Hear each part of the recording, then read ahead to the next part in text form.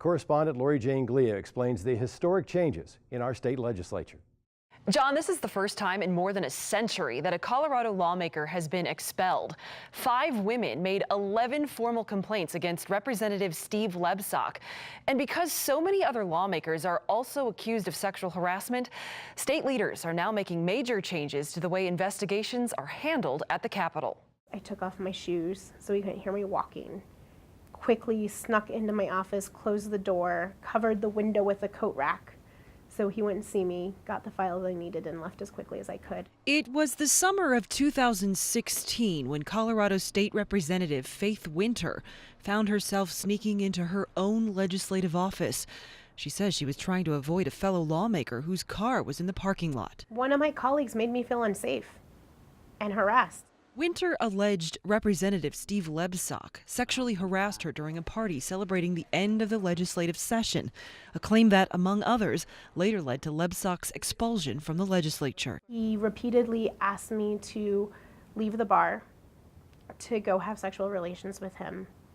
I said no 5 times. I did not violate the sexual harassment policy at all. Representative Lebsock denied sexually harassing Winter and 2 other women who later announced they also filed formal complaints against him for similar behavior on different occasions. But he issued a public apology anyway, saying, in part, "It does not matter that I may have perceived my words as playful, that we were flirting. The only thing that matters is how I made these 3 women feel. I am sorry." The advice that I was getting is apologize. If you didn't do anything wrong, make sure you tell the truth. And that's what I did. So I apologized even though I did nothing wrong. Sexual harassment complaints at the Capitol are usually shrouded in secrecy, according to legislative policy. Finding out how many have been filed and who is being investigated is private. The legislature does not reveal how many complaints it receives. But in the wake of the national Me Too movement, Representative Winter chose to make her situation public, kicking off a firestorm of Capitol controversy.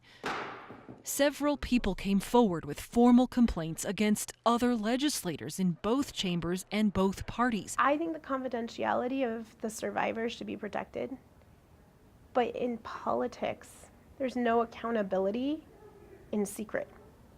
The very nature of being a politician is being accountable to the public.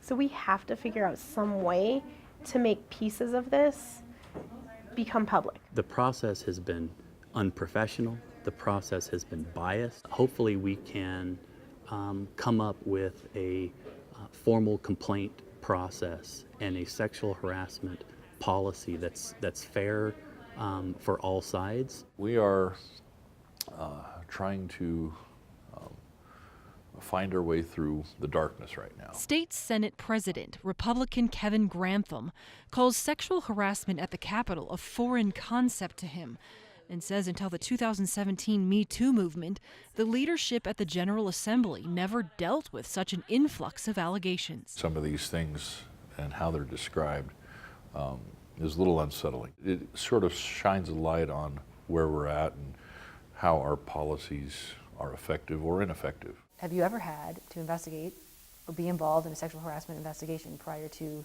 the last 12 months? No, I haven't. It's just been most recently since this came up, since the Me Too conversation started. House Majority Leader Democrat Casey Becker sits with Grantham on the executive committee working to improve transparency while maintaining confidentiality. It is stressful because it's high stakes.